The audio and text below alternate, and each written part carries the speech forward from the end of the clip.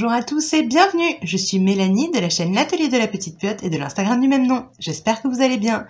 Je suis ravie de vous retrouver aujourd'hui pour une nouvelle vidéo et aujourd'hui je vous propose de coudre le bob fauve de Maison Fauve qui est un patron gratuit. Alors, c'est celui-ci, donc le bob fauve de Maison Fauve qui est donc un patron gratuit que vous pouvez retrouver sur leur site. Je vous mets un lien direct en barre d'infos pour pouvoir vous le procurer facilement. Qu'est-ce que je peux vous dire dessus? Il va de la taille 54 à la taille 60. Donc vous aurez besoin d'un tissu extérieur, d'un tissu de doublure, ainsi que de thermocollant. Et vous aurez également besoin de biais pour réaliser ce bob. A priori, il vous faut un coupon de 55 cm par 60 cm pour pouvoir couper les pièces. Alors moi je vous avoue que j'ai pris des chutes de tissu, vous allez le voir après parce que je vous ai filmé des plans pour la coupe du patron, l'assemblage ainsi que la découpe du tissu parce que comme c'est un projet qui est... il n'y a que 3 pièces donc ça va assez vite à couper, donc je me suis dit que pour une fois j'allais vous intégrer des plans. Une fois de temps en temps, pourquoi pas. Vous allez voir que je n'ai pas thermocollé mes pièces, tout simplement parce que j'utilise un tissu extérieur qui est du soft shell, donc il y a un tissu quand même qui est assez épais.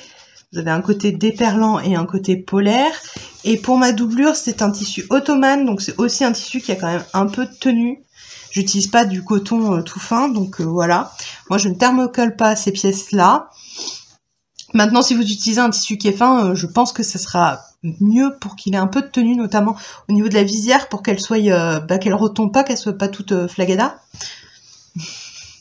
Voilà, donc je vous laisse avec les plans que je vous ai tournés.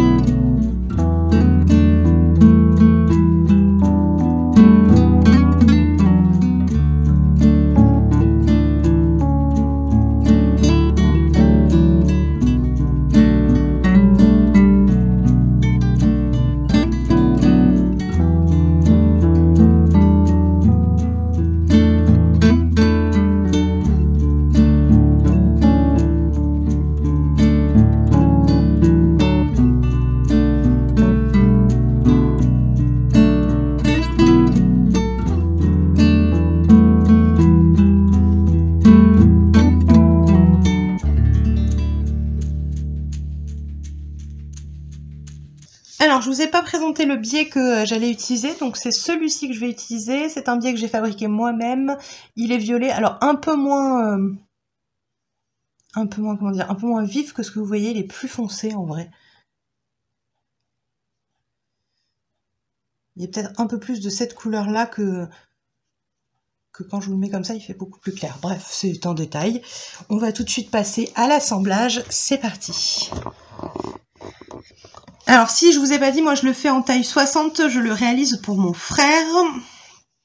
Donc une fois qu'on a coupé nos pièces, on se retrouve avec toutes nos pièces qui sont coupées une fois. Alors pour la pièce du dessus, on l'a coupée une fois dans le tissu extérieur, une fois dans le tissu de doublure, et pour les deux autres pièces, on les a coupées 2 fois dans le tissu extérieur, 2 fois dans le tissu de doublure. Il y avait des crans, si jamais vous n'y avez pas pensé, sur la pièce dessus, ainsi que sur la pièce côté, il me semble, oui, côté, vous aviez des crans. Normalement, je vous l'ai montré quand je les ai coupés. Donc, on va venir prendre notre pièce dessus. Je cherche où est mon cran.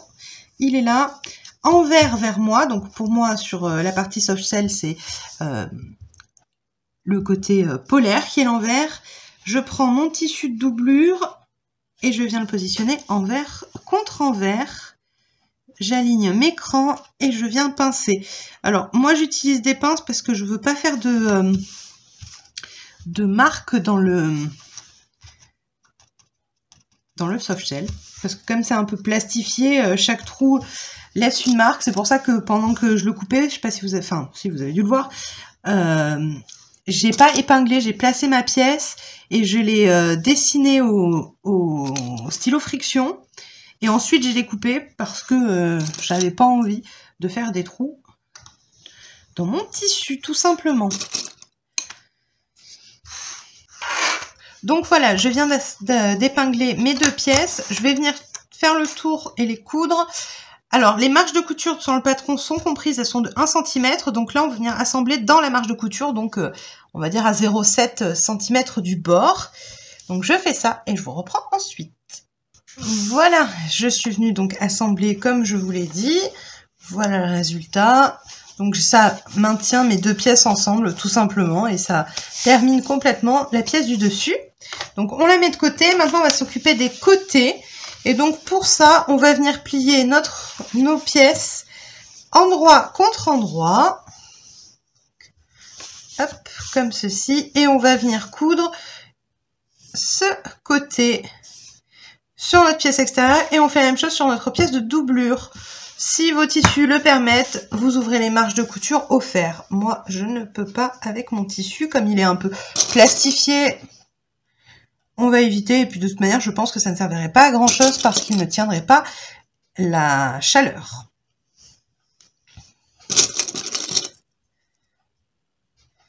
Donc voilà, j'ai assemblé. Je vais venir coudre ça à la machine.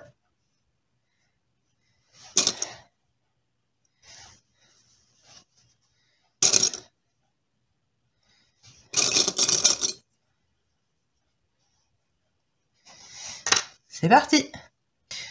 Voilà.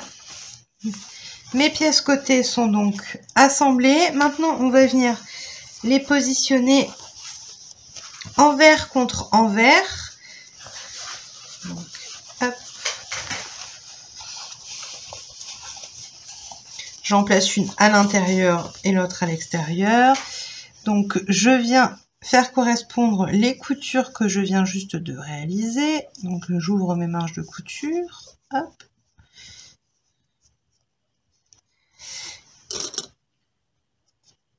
Voilà.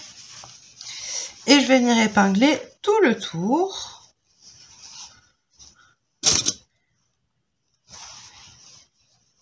Et une fois que ce sera fait, je viendrai assembler comme tout à l'heure pour les maintenir en place. Donc là, je viens juste mettre sur le bas mes crans en concordance, histoire d'être sûr que je ne décale rien.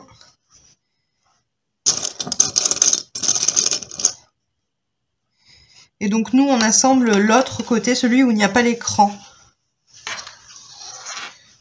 qui est donc la partie qui sera cousue sur avec le dessus du bob. J'espère que c'est assez clair.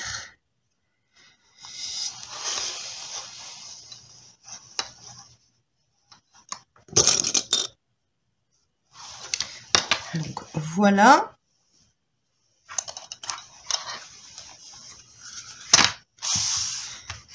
Ici, c'est mes petits crans. Et moi, je viens assembler cette partie-là. Je vais faire ça. Voilà, je viens d'assembler mes côtés.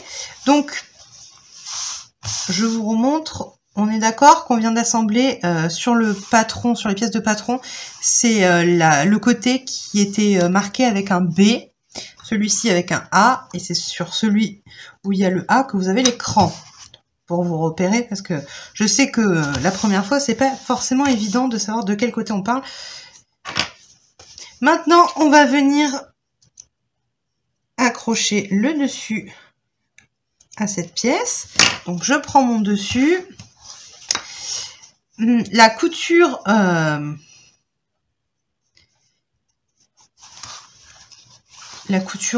côté du côté correspond au cran du dessus de la pièce dessus. C'est pas évident à expliquer. Je vais venir coudre endroit contre endroit. Donc je vais retourner cette pièce. Un peu ces petits fils là. Hop. Un petit peu de propreté, ça fait pas de mal. Donc, endroit contre endroit, le cran de dessus aligné avec la couture côté. Hop, comme ceci. Et je viens mettre une pince. Comme ça. Et en fait, on va venir... Je vais mettre ça ici.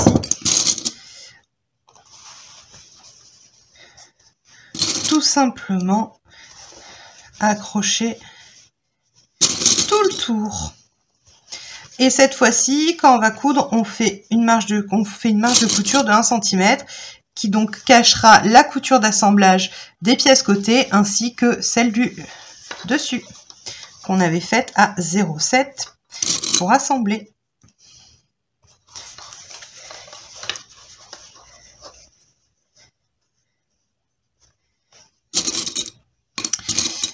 Moi, je peux vous dire que le bob que je me suis cousu en softshell, je le porte tout le temps, en fait.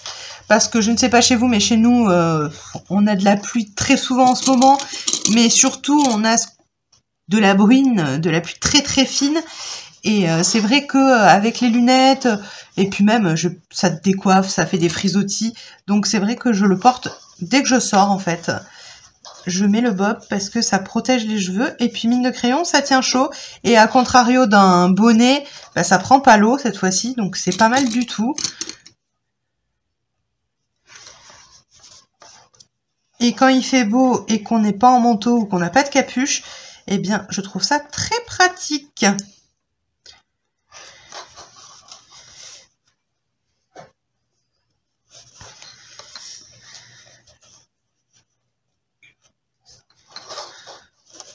Voilà, donc j'ai assemblé tout le tour et je vais donc venir coudre tout ça.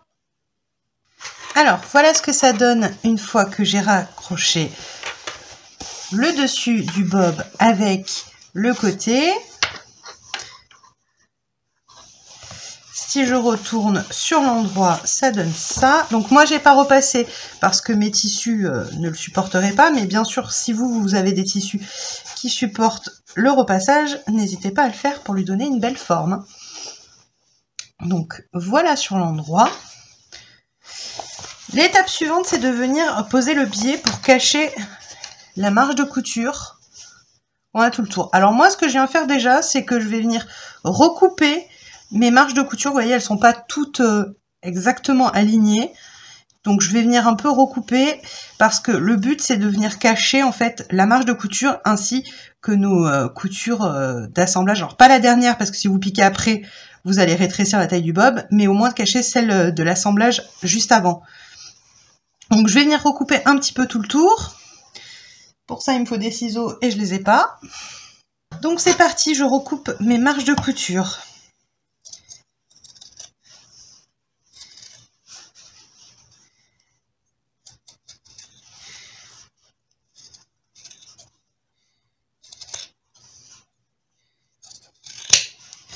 En fait, je vais venir couper de sorte à ce que mon biais prenne bien toute ma marge et puisse la cacher. Donc là, je prends le biais que j'ai choisi et je vais venir le positionner de sorte à voir si, vous voyez là, si je le place comme ceci, Ici, je cache tout et sur l'envers, c'est pas mal aussi. Donc, je viens couper mes marges de couture comme ça tout le long pour pouvoir poser mon biais par la suite.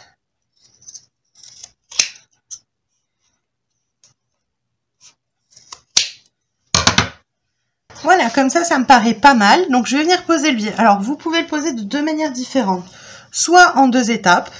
Donc, dans ce cas-là, vous prenez votre biais, vous le dépliez, vous venez poser comme ceci votre biais. Vous venez coudre dans la rainure ici. Et puis ensuite, vous allez le replier pour pouvoir le coudre de l'autre côté.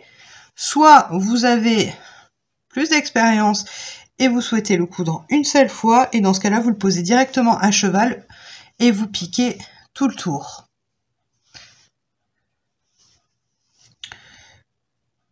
Moi, je vais venir le piquer directement, d'autant plus que c'est à l'intérieur, donc on va pas le voir forcément beaucoup. Dans le tuto, on vous montre comment le faire en deux étapes. Encore une fois, moi je vais le faire en une seule étape, tout simplement parce que ça va aller plus vite et que c'est quand même une finition qu'on ne voit pas. Donc, j'ai pas envie de m'embêter beaucoup plus que ça.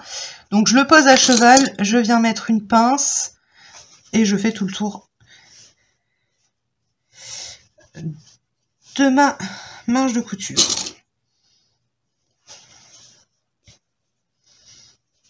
Tout comme, vous voyez, j'ai piqué depuis le début avec un fil blanc. Alors déjà parce que ça se voit mieux pour vous, et en plus parce que ces coutures ne sont pas visibles.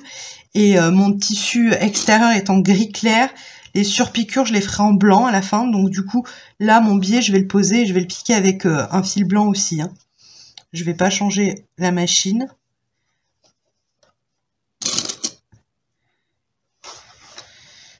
Parce que ça me dérange pas, moi, personnellement, qu'on voie certaines coutures. Surtout quand là, c'est pour juste... en fait, c'est pour éviter que vous voyez ça, là. Toutes les épaisseurs de tissu coupées et qui s'effilochent, que ce soit pas très esthétique, c'est à ça que sert de poser le biais. Hein. Donc, bien sûr, vous pouvez totalement faire quelque chose d'invisible. Donc, utilisez déjà un biais qui est de la même couleur que votre tissu. Moi, vous voyez que c'est pas tout à fait la même couleur, vu que le tissu est bleu marine et le biais est violet. Moi, j'ai fait plusieurs versions et je vous avoue qu'il y a des versions où j'utilise un biais qui est de la même couleur et d'autres fois où pas du tout, justement. J'aime bien que on voie le biais et que ça fasse un petit détail sur l'intérieur que je trouve plutôt rigolo, moi.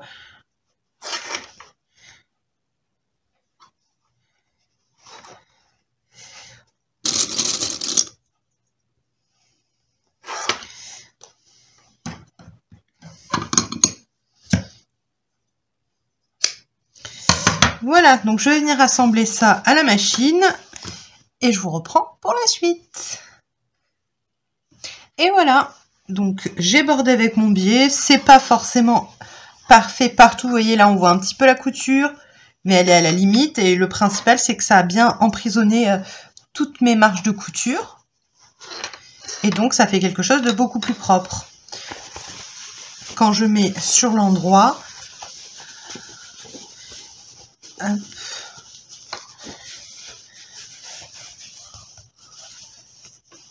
et qu'on regarde sur l'intérieur, vous voyez, ça fait beaucoup plus propre.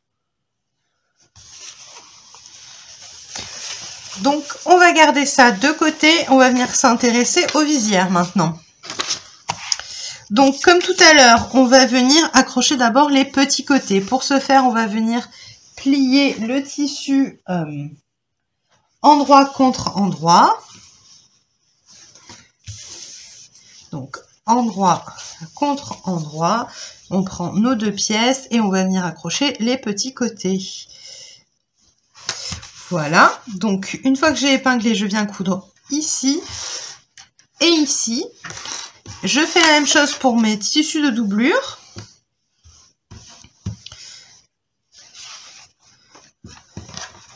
Ce qui va nous permettre tout simplement de former un cercle qui sera donc la visière qu'on va accrocher autour de ce qu'on a déjà cousu.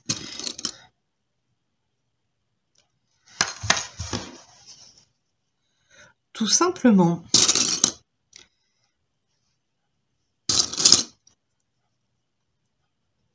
Voilà, je vais coudre ça et je reviens. Voilà, j'ai cousu les petits côtés. Maintenant, on va venir, comme tout à l'heure, superposer les pièces. Et cette fois-ci, on va les superposer endroit contre endroit.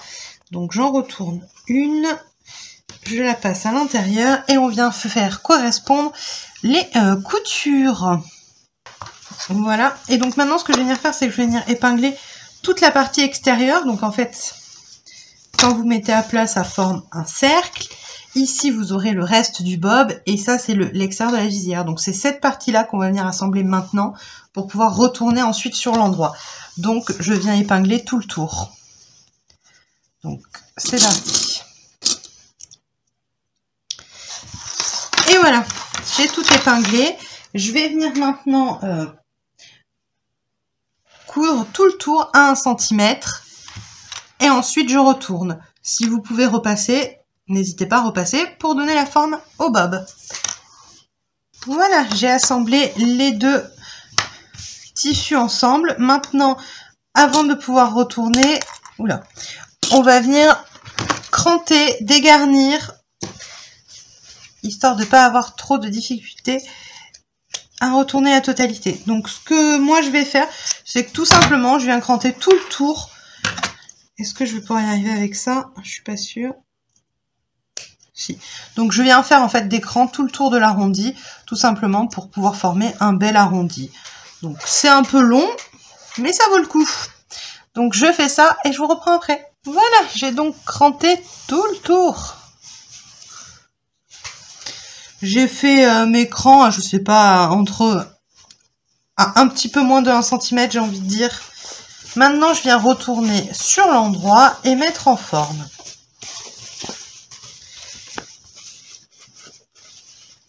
On va pouvoir effectuer les surpiqûres sur le contour de la visière à ce moment-là. Donc moi, ce que je viens faire, c'est que je viens, comme je ne peux pas le repasser, je vais venir mettre des pinces tout le tour pour mettre bien en forme la visière avec mes tissus et pouvoir effectuer mes surpiqûres. Donc, je vais venir faire mes surpiqûres tout le tour. Je vais en faire, je sais pas, 2 ou 3. La première va être espacée, je pense, d'1 centimètre. Et ensuite, je vais voir ce que je fais. Je vous dirai après. L'intérêt des surpiqûres, au-delà de l'aspect décoratif, c'est que ça va maintenir vos pièces ensemble et également rigidifier un peu plus la visière. Donc, ça a aussi un intérêt utile, en plus de l'esthétisme. Donc, je fais ça et je reviens vous montrer ce que ça donne. Et voilà, donc je viens de réaliser plusieurs surpiqûres, donc 3 en fait au total, qui sont toutes en fait en espacement, c'est la largeur de mon pied de biche, tout simplement. Donc ça fait un petit peu moins d'1 centimètre, 0,8 peut-être. Et donc j'en ai fait 3 tout le tour. J'aime bien ce que ça rend, moi. Maintenant, on va venir raccrocher ça au haut du bob, en fait, tout simplement. Donc, ça sera notre dernière couture d'assemblage. Ensuite, il ne nous restera plus qu'à venir poser le dernier biais. Donc, pour ce faire, je mets le haut du bob sur l'endroit. Je le positionne comme ceci. Et je viens mettre ma visière comme ça.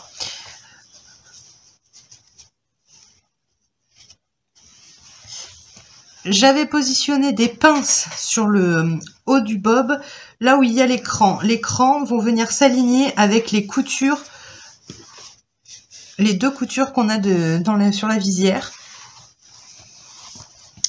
Donc, je viens positionner les coutures en face.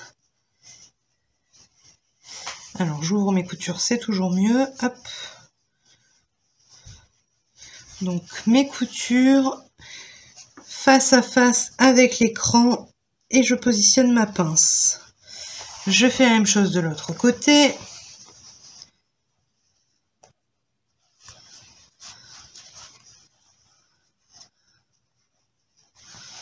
Hop. L'écran. et ma pince. Voilà, et maintenant je viens épingler tout le tour du bob. Tout simplement.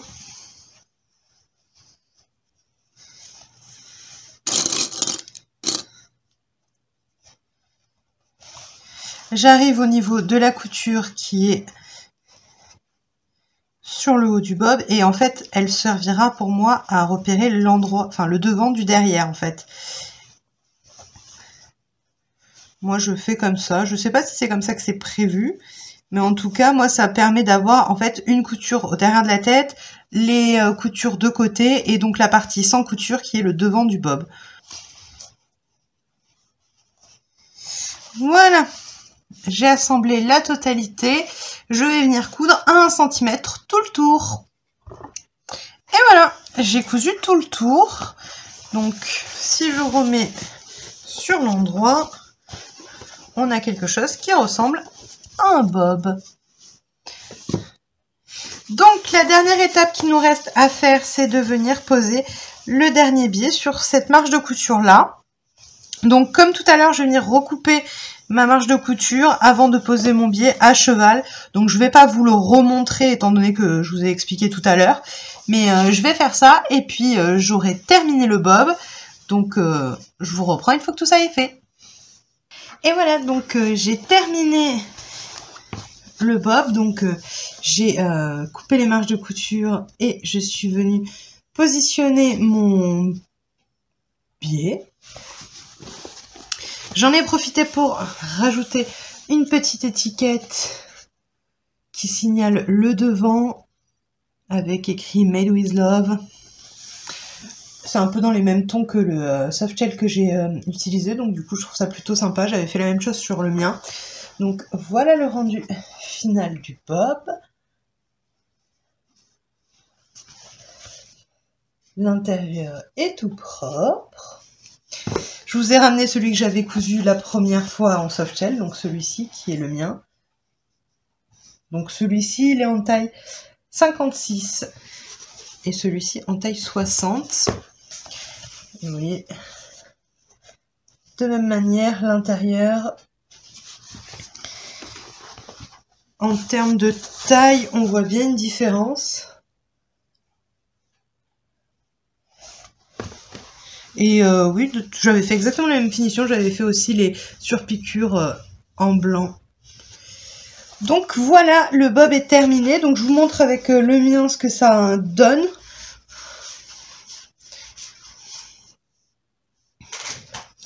Oui, bon là j'ai une queue de cheval, donc elle passe quand même dans mon bob, c'est pour vous dire que il y a de la place à l'intérieur. Et vous voyez, la visière est quand même assez rigide. Si je vous montre de profil, vous voyez que ça couvre bien notamment les lunettes. C'est plutôt chouette parce que, je sais pas vous, mais moi, sur les lunettes, j'aime pas avoir de l'eau. Donc, voilà. Bon, on peut le mettre un peu plus en arrière, mais là, avec mon chouchou, ça gêne. Bon, forcément, celui-ci, il m'est beaucoup trop grand. Mais voilà ce que ça pourrait donner.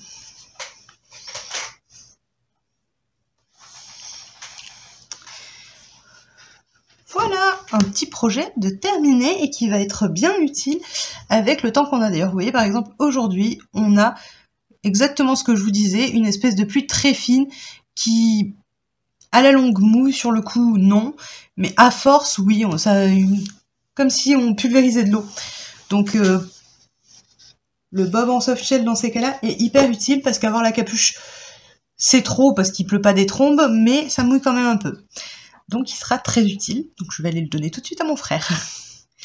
Et bien voilà, la vidéo touche à sa fin, j'espère que vous avez passé un agréable moment en ma compagnie à la réalisation de ce petit bob. J'espère que ça vous a donné envie d'en faire une version hiver, parce que je sais que souvent les bobs on les fait pour l'été, pour le soleil, ça paraît évident, même les casquettes, tout. Et pourtant pour la pluie, ça peut être hyper pratique. Donc j'espère vous avoir donné l'idée. N'hésitez pas à liker la vidéo, à me laisser un petit commentaire et à vous abonner si ce n'est pas déjà fait, ça me fait super plaisir. À bientôt!